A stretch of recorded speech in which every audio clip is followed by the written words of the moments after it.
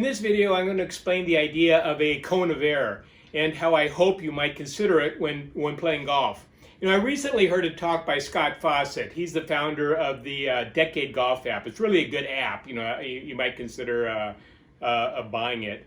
I highly recommend it. Scott was saying when you're practicing on the practice team, you're aiming at the 150-yard sign. It's not like you got a sniper rifle and you're aiming at that 150 sign. Boom, you try and hit that 5. It's not like that. It's like you're having a shotgun. You're hitting it, and your results are dispersed over a pretty wide area. And obviously, the higher your handicap, the wider the area that your balls are going to be dispersed in. Now, most golfers don't understand this. They think they hit the ball a lot straighter and a lot longer than they really do. And as a result, they make a lot of unnecessary poor results that way and unnecessarily high scores. Let me explain. This is my cone of error here. Here's a green. This is a water hazard here. There's all water in the blue, and you got a sand trap right here. And this is a back here. Say it's 160 yards. You got a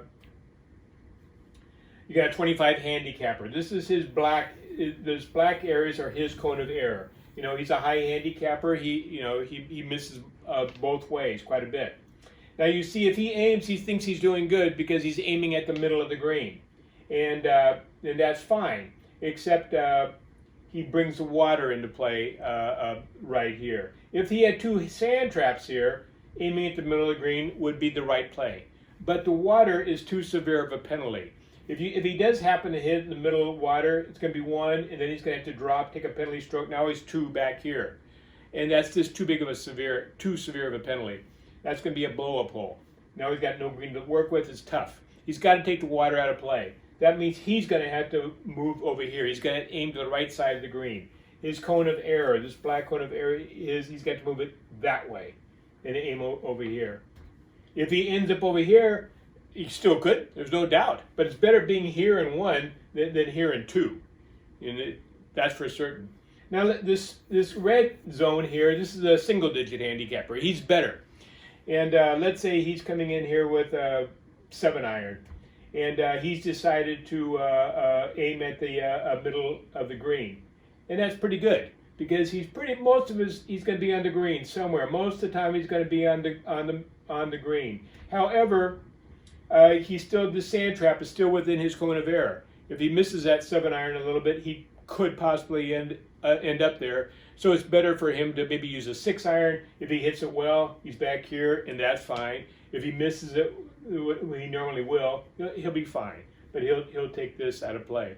Now, even this this single-digit handicap, he can't aim at the pin. If he does, his cone of error goes this way, and now he brings short sighting and water into play, and that's a big number. If he aims at the pin, he's going to add strokes to his score in the long run.